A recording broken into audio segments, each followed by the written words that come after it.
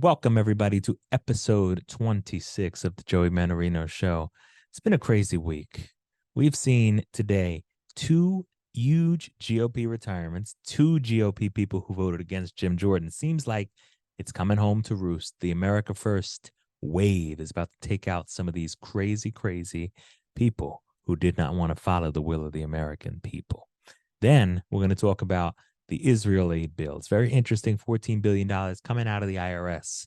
And the Democrats are showing that they're not exactly in the mood to stand with Israel if it's going to cost them money in the International Rape of Americans service, okay? Because that's what I call the IRS, the International Rape of Americans, because basically all they do is come around, rape you in your wallet, and then take that money and bring it over to the international community. It's never for you. What have you ever gotten for your tax dollars? What have I ever gotten for my tax dollars? Not a thing. A big, fat, freaking zero, nothing. We've never gotten anything worth a damn from our tax dollars. Never, ever, ever. And we probably never, ever will until we get somebody in the White House that actually gives a shit. We don't currently have that. In any case, we'll talk about that. We're going to get into the prank call with the Italian prime minister, where she was pretty candid, and we got to hear a lot out of her that we maybe wanted to hear. Frankly, we heard a lot about the Ukraine opinion and the real Ukraine opinion. And then we'll get into Joe Biden's big plan to combat Islamophobia in America. Yes, that's what he's focused on. It's pretty sad. It's pretty pathetic, but this is what he wants to do. It's all about dividing you. It's all about dividing us. It's all about making this country a little more full of hate than it was yesterday. That's the Biden way. Joe Biden, the entire time that he's been in office, has done nothing but make himself richer, make his disgusting, crackhead-filled, nude-taken family richer, and ruining your life and my life. He's made us poorer so that he can be richer. He's made America a laughingstock, a dangerous, crime-infested, disgusting third world country, just so that he could rise to the top and grift. He should be ashamed of himself. He should be impeached, removed from office, and never, ever spoken about in any context other than the way we speak about Hitler. Basically, a context of shame and disgust, because he's a disgusting leader who's never done anything good for anybody but himself. And I can't wait until 2024 comes so we can say goodbye to this sorry son of a bitch. In any case, we're going to get into the show. It's too much to talk about.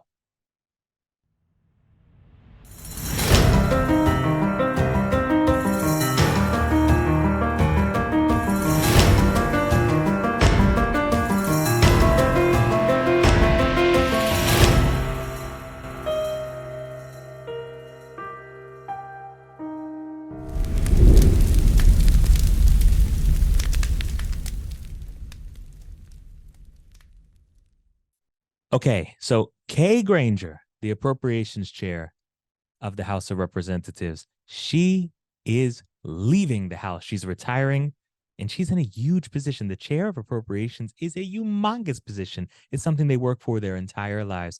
She's leaving. She's not the only one leaving today, though. Ken Buck of Colorado, who has been a fixture in the House for quite some time. He's a House Freedom Caucus member, but he's not really, he's not too much into the freedom thing. He is also leaving the House of Representatives. Now, what do Kay Granger and Ken Buck have in common? They both voted against Jim Jordan in the big House of Representatives battle for a speaker. So these two people, they voted against the will of the American people. And I think they then realized, it clicked in their heads, oh, we voted against them. We're not going to get through a primary. They don't want to lose their primaries. So they're quitting rather than fighting, because their position is indefensible. The position of voting against Jim Jordan, who everybody wanted for Speaker of the House in the country, is indefensible. You cannot get through a primary like that. We were excited. We were thinking, oh, wow, we are going to have some primary battles and knock these people out. But I forgot, they're going to take the Adam Kinzinger path and just quit. They are quitting. And I'm happy to see it. I'm very happy to see it. We don't need people in Congress that refuse to follow the representation of the people. You need to actually represent what you're doing. You need to represent your constituents. You need to represent the way that you say you will vote when you actually run for Congress. Then when you get there, you have to do it. So I am so glad to see these two people leave. There were 25 of them who voted for McCarthy or Jordan or Scalise or somebody else instead of Jim Jordan. So now we are going to see which ones actually leave. We've got 2 down, 23 to go out of the 25. I don't think the New York ones will leave. D'Esposito won't leave. Lawler won't leave. There's quite a few that will not leave. But you are going to see a few. Those Texas delegation ones, they might just quit. And that's beautiful to see because you can't survive this. You can't survive this. We're tired of being lied to. We're tired of not being represented. And those days are over. The days of that being okay are slowly but surely coming to an end. And if you really look at it, we're starting to see some different kinds of leadership with Mike Johnson. Mike Johnson's bill for Israel aid is actually well crafted. Now, a lot of people are saying, oh, the first bill that he does is foreign aid to Israel. He's actually showing how hypocritical the White House is on this issue. Look at this here. The GOP said they would get aid to Israel. Great. Fine. Do it. $14 billion. That's a lot of money. But then they said something brilliant. It must come from the IRS's budget. Now that I can get behind. That I can get behind. A $14 billion cut to the IRS sounds great to me. At that point, you could even give some more money to Ukraine if you're taking it out of the IRS. Give it to anybody but the IRS, the International Revenue. I mean, it's the Internal Revenue, I know, but it's the International Revenue Service if you really think about it, because all those tax dollars that you and I pay, they don't go to this country. It's not internal. It's not spent internally. It's spent internationally. It's the International Rape Service, if you want to think about it, because they rape us to give it to everybody else. But bottom line here, $14 billion cut to the IRS to give $14 billion to Israel. Here's the thing. Chuck Schumer, who's actually Jewish, he loves Israel. He said, I don't want to do it. Joe Biden, he's a big fan of Israel, big supporter of let's give more money to foreign countries because we hate this country. Let's give it away. He says he wants to veto it. $14 billion to Israel, and he wants to veto it. So we're going to see if Mike Johnson actually holds strong here. We're going to see if Mike Johnson has the fortitude that I hope he has. The fact that he introduced it in this manner is actually beautiful to begin with, because most people would not have the balls to introduce it in this manner. And he did. He came out and he was forceful. He said, okay, fine. Here's your Israel money, but we're cutting it from the IRS. They don't want to do it. Democrats are showing their ass. They have to choose between Israel and the IRS. It's not a tough decision. If you're a smart person, nobody wants to give the IRS money. Any chance you get to cut the IRS, you take. And Yellen's out there. This is a big problem. We need to do this. We have enough money to give it to Israel without cutting it. No, you don't. No, you don't. You're $33 trillion in debt. Every single day, we're more and more in debt. Where the hell do we have the money? Janet Yellen, there's homeless people all over this country. What you should do is just cut $14 billion from the IRS and stop right there. And it actually should be more like $50 billion or $80 billion or whatever their budget is, all of it. Just cut it all. Cut it all, because enough is enough. We're tired of seeing our tax dollars go to the entire world. We're tired of seeing our tax dollars be wasted and plundered. So shut down the IRS. Where's the house? You could have a flat tax. Ted Cruz said this in 2016. I supported Trump, but Cruz had a great point on this. You can do a 10% flat tax, no deductions across the board. Fill your taxes out on a little paper envelope. Send it in to some service, and that's the end of the story. The IRS is only there because the tax code is too complicated. All you need is a little processing center for the revenue. They can tax everybody at 150 million%. It doesn't matter. They'd still overspend. You can't solve the problem in this country by taxing more. You can only solve it by cutting spending. So I'm glad to see this bill. I hope that Mike Johnson actually stands strong in this position because the White House is refusing to sign it. The White House is not going to do it. So let's hope he doesn't cave and say, well, we need to give Israel the money. So let's just do it, even though we're not going to cut. I hope he doesn't go there. Let's hope this man, this is his first big test. Let's see how big his balls really are. I hope they're nice and big. We'll find out. We've got big Biden news. $40,000 has been found to be given to Biden from James Biden. His brother gave him $40,000 that was from a Chinese energy company, aka a bribe, aka one of those companies where they use the Biden name to get a bunch of money in and then share it among the Biden family and give most of it over to the big guy, who is Joe Biden. Another bank transfer has been found, and guess what they labeled it as? A loan repayment. That is what they're doing. You had the $200,000 loan repayment, now a $40,000 loan repayment. Every single time it's loan repayment, loan repayment, loan repayment. This is the most corrupt and disgusting president that we've ever had in our life. You're seeing over and over again bank transfer, bank transfer, bank transfer from his family, from money that came from all over the world. You had AmeriCorps last week because they promised that they could get connections in the Middle East off the Biden name. This week, you've got China. Is it any wonder that the country's being sold out? Is it any wonder at all when you see all these foreign bribes, why this country is being raped and pillaged by the Biden family? Is it any surprise that this place is being ruined and money's going all over the world to Ukraine, to every other nation that you can think of? Is it really any surprise? $40,000 here, $200,000 there. Overall, they haven't found all the money, but they said it's going to add up to about $20 million in bribes. The president of the United States is the most corrupt scumbag that we've ever seen in the lifetime of this nation. We're never seeing anything like it, hopefully in the future. But what we're seeing right now is enough to not only impeach him, but charge him for treason. And we all know that when you're charged with treason, that's no joke. In impeachment at this point, the Democrats have made it a joke, but maybe we can get something done. The Senate won't vote to impeach him. I know it's 50-50. It'll be among party lines. The Democrats stick together too much because they have their heads up their asses. But we should see some kind of punishment for this. You cannot have a president this corrupt. Who does he owe favors to? We're owed these answers. We pay his salary. He uses our money to bribe all these people.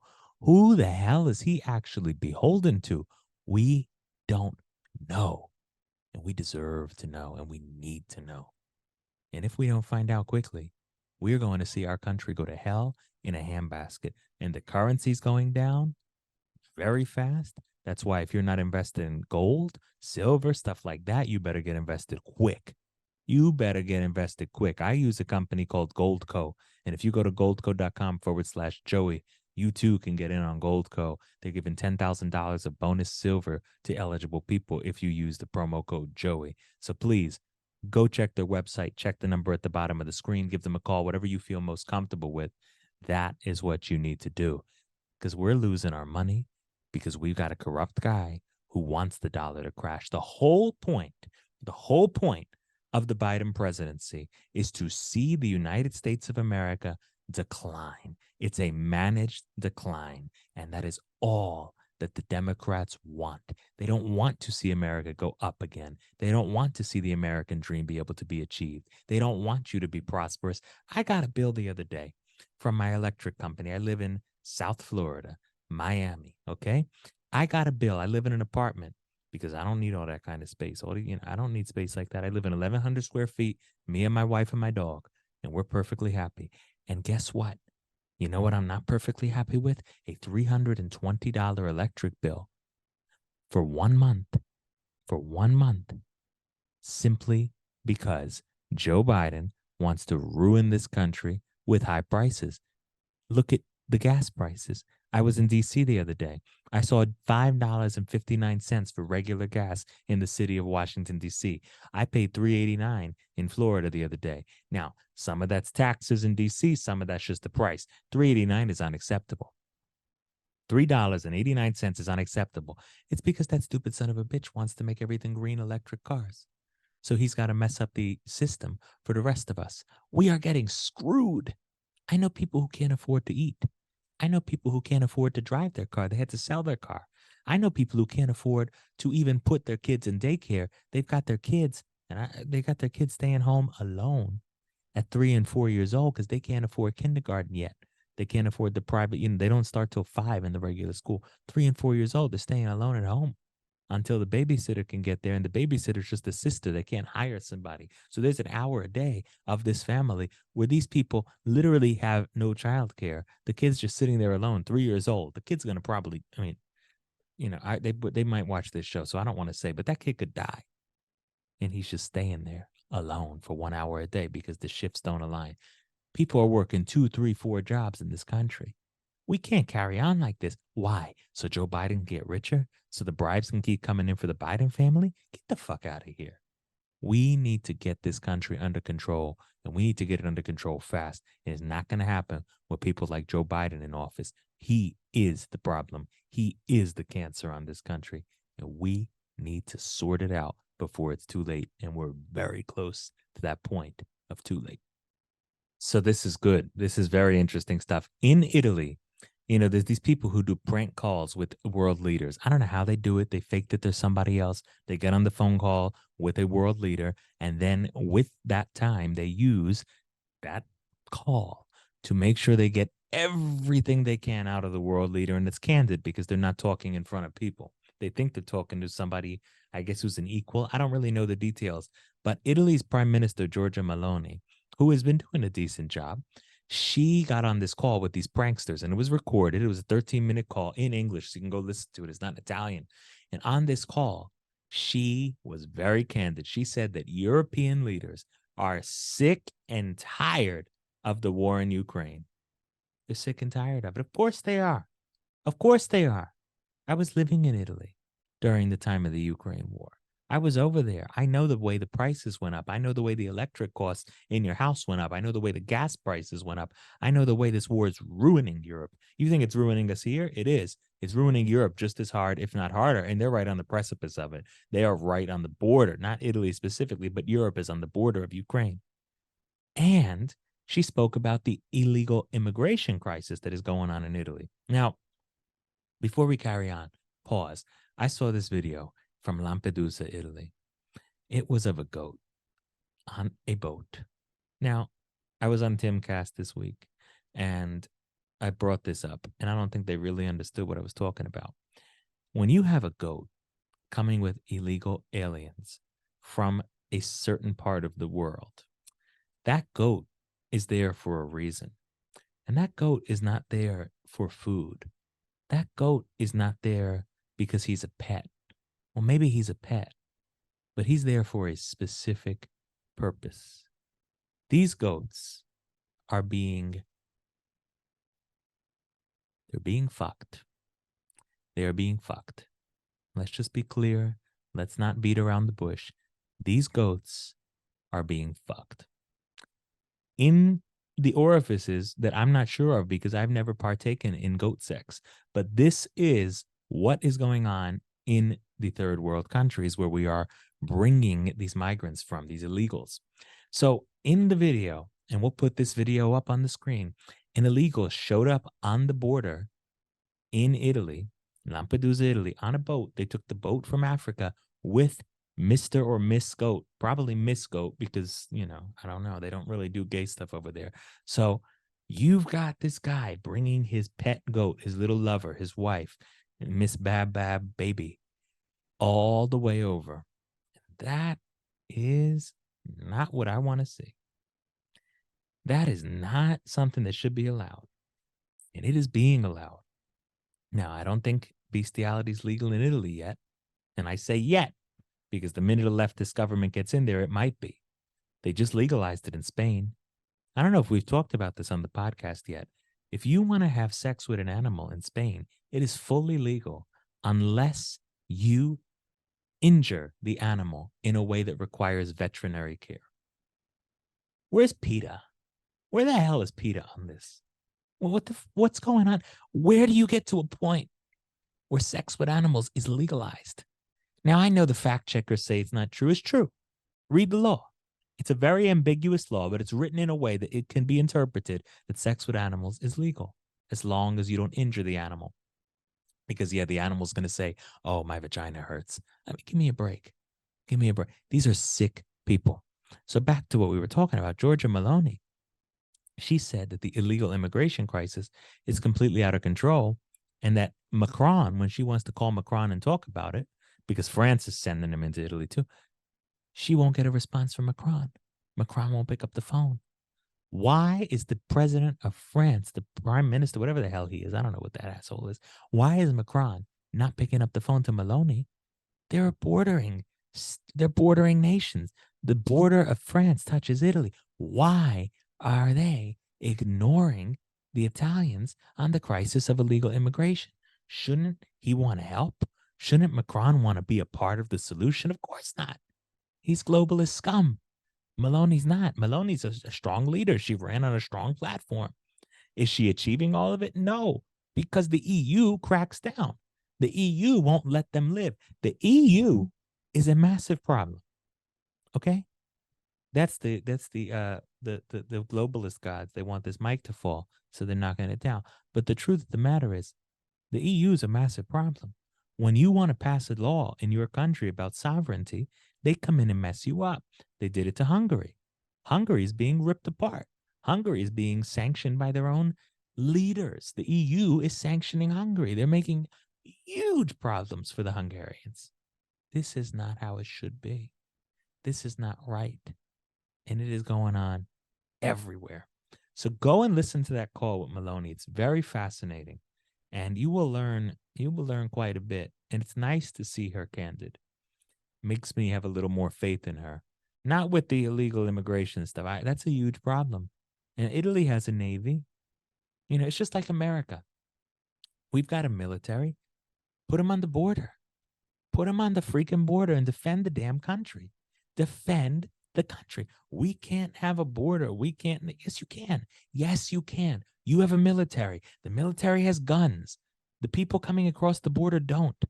And I'm not saying shoot them to kill, but you need to make a statement.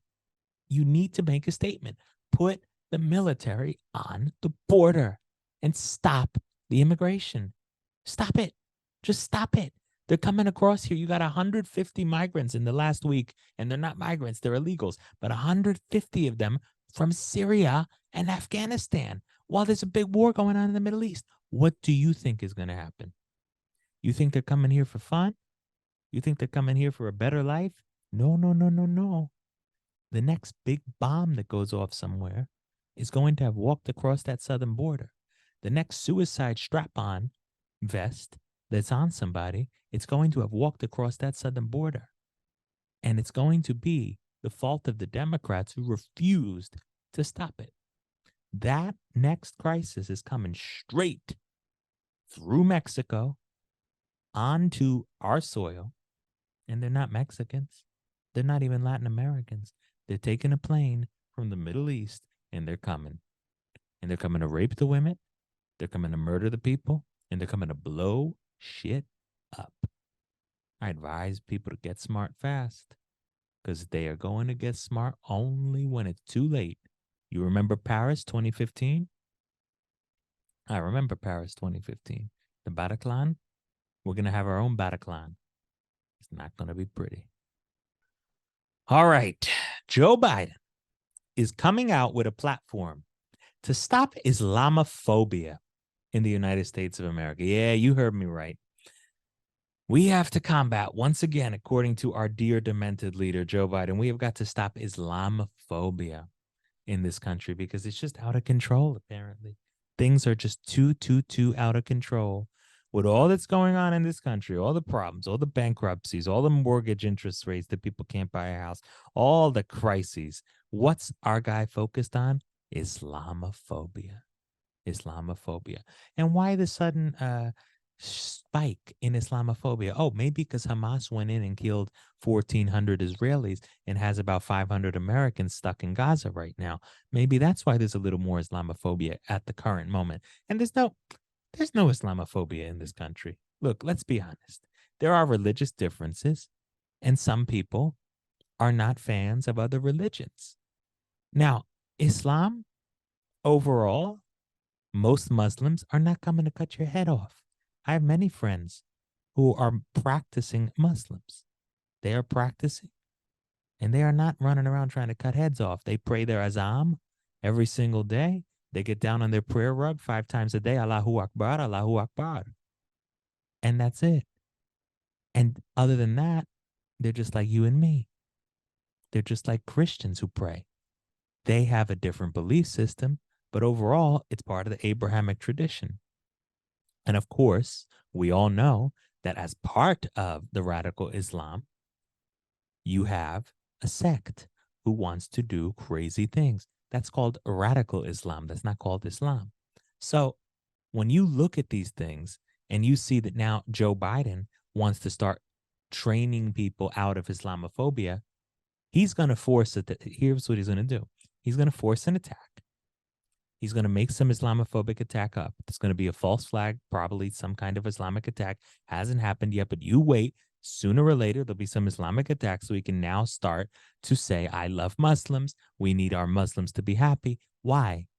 Because his approval rating is 17% with the Muslims right now, and he thinks he needs the Muslims to win in 2024. So he's going to now go and try his best to stir up all this Islamic hate, okay, all this Islamic hate, so he can get some MAGA Republican to go and attack a Muslim.